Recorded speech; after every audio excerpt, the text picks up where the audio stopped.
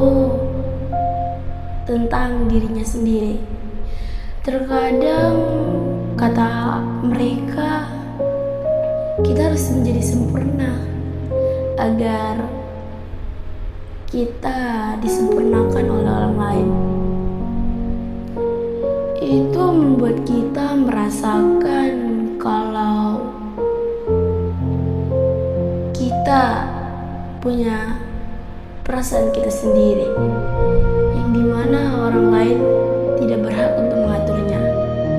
Namun kali ini aku akan menceritakan sosok diriku yang dulu.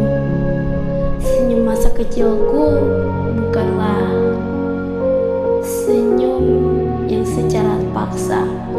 Senyum itu adalah senyum yang asli, yang membuat wanita kecil ini merasa ada di suatu rumah. Namaku Atila Syafika, asal Sungai Penuh. Sekarang aku berada di kota orang lain.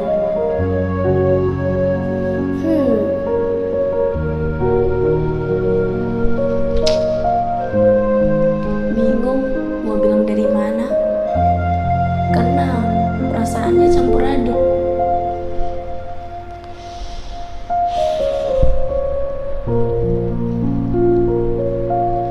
Di dalam rumah itu terkadang ada sakitnya, ada tawanya, dan juga ada hari-hari yang merasa kita punya rumah untuk pulang.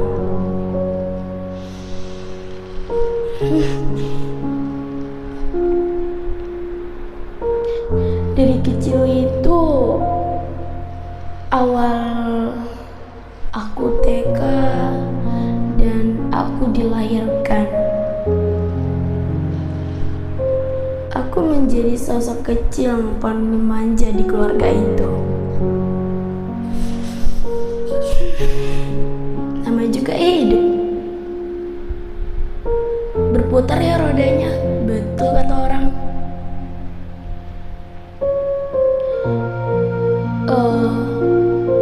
Mungkin yang nonton ini yang merasa dia sebagai anak bungsu di satu rumah.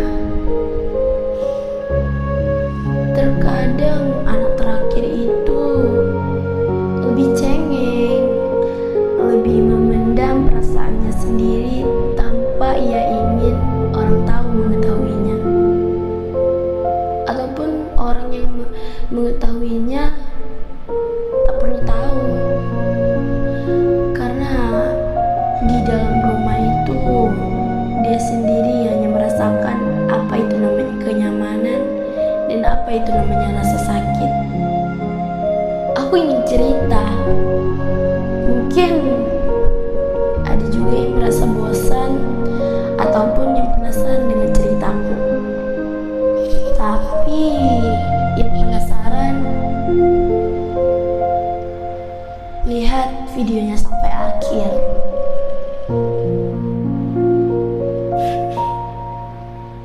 Di rumah yang dulu ku bilang nyaman, tapi aku kehilangan tempatnya.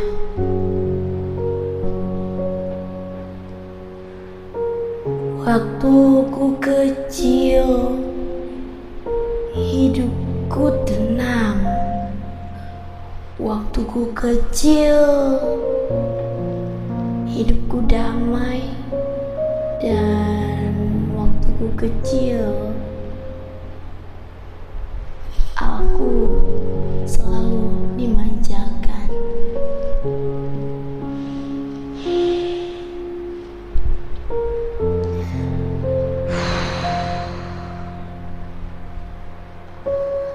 Ma, Pa, apakah aku gak ada perannya lagi ya di sana?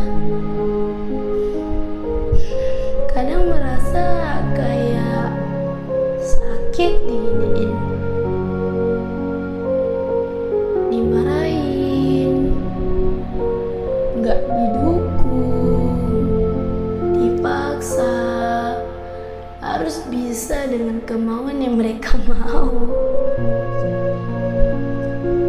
Banyak anak-anak yang tersenyum dengan perkataan orang tuanya seperti itu. Ya, termasuk diriku sendiri.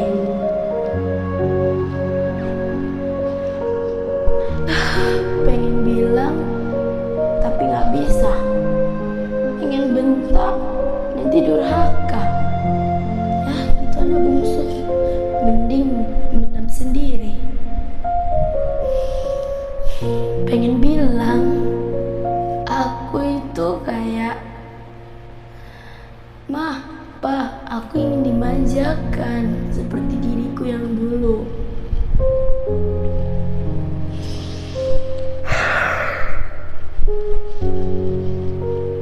Aku bukanlah wanita yang gampang menangis, gampang sedih. Bahkan aku di sekolah dikenali dengan wanita paling ceria. Bahkan bisa membuat satu kelasku heboh dengan ucapanku, dengan tingkah lakuku, suaraku yang besar, bukan hanya nyaliku yang luar biasa. Capek ya di rumah itu. Sebenarnya rumah itu tempat kita pulang, tempat kita istirahat. Tapi bukan dengan diriku. Alasan lain aku pindah ke sini, mungkin teman-temanku ada yang nonton nantinya. Hai, terima kasih ya udah jadi teman aku di tahun ini dan di tahun sebelumnya. Di masa putih biru kita berjumpa. Aku pindah ke sini kayak aku merasakan, mungkin aku udah gak ngerasain sakit itu lagi. Mungkin juga aku bakal berubah. Tapi nyatanya enggak. Malahan sama aja rasa sakitnya.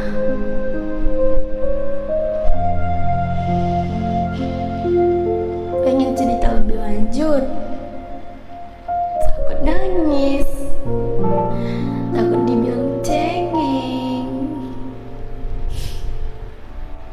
Mungkin di lain waktu aku bakal cerita.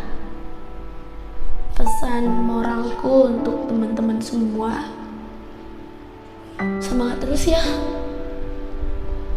Kita punya masa depan yang membuat mereka nantinya bangga pada diri kita. Boleh buat jatuh, boleh buat nyerah, tapi jangan sampai di titik itu sendiri. Karena kalian termasuk orang-orang yang keren. Bahkan bisa dibilang lebih dari kata keren daripada aku. Mungkin itu saja. Makasih yang udah nonton video aku sampai akhir. Dan mungkin kita bakal berjumpa lagi. Oh iya, aku pengen bilang ke kalian,